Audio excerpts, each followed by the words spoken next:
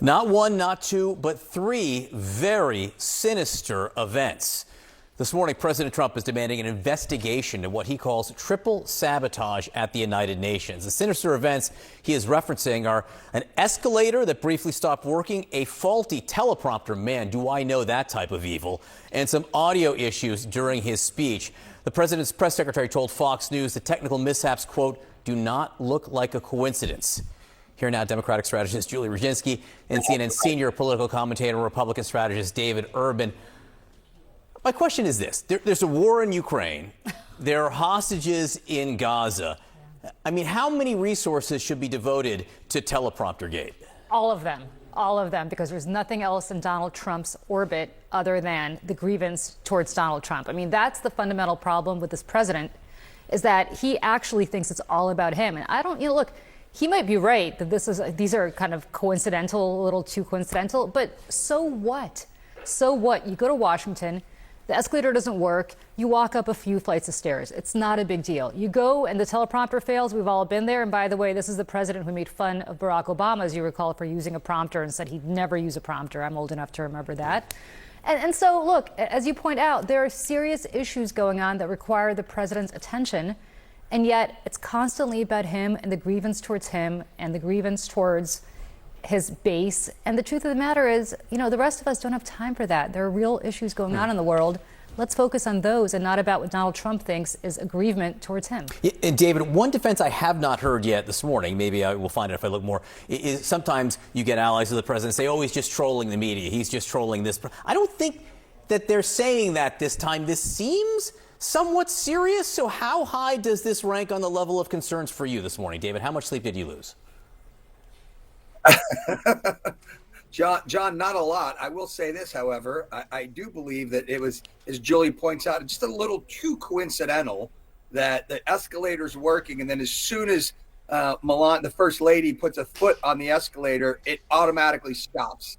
I mean, it is there are no ghosts in the machine that do that shut down things that well. And then go to the teleprompter. Look, I think someone was trying to get in his head, screw with the guy while there at the United Nations General Assembly. And I think, look, is it the biggest thing in the world? No. But should someone at the UN probably lose their job from trying to sabotage the president of the United States? I think so. And whether or not it's appropriate for the president of the United States to be, kind of weighing in on this and grinding down on it, or somebody else on his staff, I think someone should be fired there for doing that to the president. If they did it to any other head of state, they'd be called to task for it. And I think similarly, they should be called to task for this. On the subject of the president weighing in on things, let's talk, David, about James Comey, former FBI director, who, by all accounts, the U.S. attorney in Virginia may try to indict as soon as today. What are your feelings about this? Not so much on the merits of it. We had a legal segment about that just a moment ago. But given that President Trump himself, just days ago, basically told the attorney general he wanted to see this happen. Yeah, look, John, you're not going to get Jim Comey's not going to get sympathy from me. I think he's a really bad guy.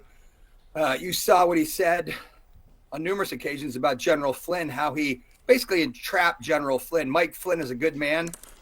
He was trying to cooperate. He was, thought he was doing the right thing. And as Julia knows, when FBI agents come in to talk to you, initially, they don't bring a tape recorder. They bring their memories. And so when they show up the first time to talk to you, they go back and write something down. The second time they talk to you, they write something down, their recollections of what occurred. And then poof, you're now, you've now perjured yourself. And so, Jim Comey laughed about it. He bragged about how he was able to send these FBI agents in and kind of screw with Mike Flynn. You heard him. Listen, I sat in the CNN studios for hours and watched Jim Comey testify before Congress and lie before Congress. I watched him say that, he leaked classified information to the New York Times so that that make sure there was an investigation. He's a bad guy. I think karma is, well, you know what they say about karma, John. I will say, David, you've just made a compelling case for why you are aggrieved, and I'm not putting connotations around that word, with James Comey, but you're not the president of the United States, and he has done the same here. talking about his grievance with the former FBI director, and he put out that statement to the Attorney General, Julie, where said, I've reviewed more than 30 statements and posts saying that essentially same old story as last time, all talk, no action, nothing is being done.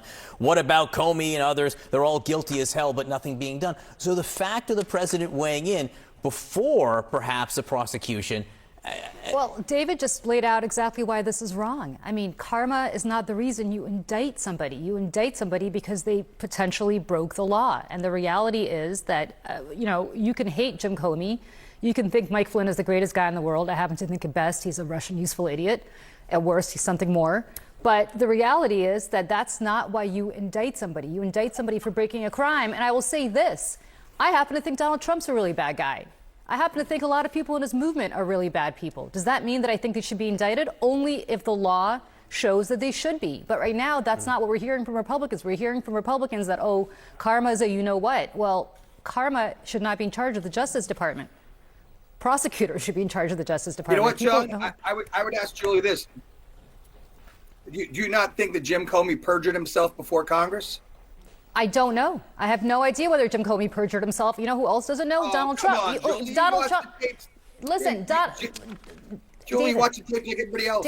David, I'm not a fan of Jim Comey. I think what he did to Hillary Clinton in 2016 is the reason that he finds himself in this mess today. So you're not going to get a defense of Jim Comey, the man, from me. Yeah. What you're going to get is the fact that the President of the United States does not get to tell the Justice Department who they should indict. And when prosecutors prior to the current one say there's no case to be made here, and all of a sudden he finds another useful idiot who's going to do his will rather than what the law requires, I have problems with that. It could be you next, David. The next time there's a Democratic president, it could be you. You don't want to be in that situation. Julie, I got hunted. Myself and my colleagues in the first administration got hunted by Jim Comey wrongfully. And Julie, the Justice Department doesn't indict anybody. The grand jury indicts people. Okay. There's a grand jury. Come on, a grand jury could indict a ham sandwich. You know that. I think actually this has been a terrific conversation, and I want to thank you both for being part. No, really, because it's actually been a very interesting back and forth that I think illuminates the issue very well, and I do appreciate it. I just want to end. We do know that the former now U.S. attorney did not think this was a provable case, and that there are reports that Deputy Attorney General Todd Blanche feels similarly. But that is a very specific claim right there. Julie Rajinski, David Urban, really, I do appreciate the discussion this morning. Thank you very much.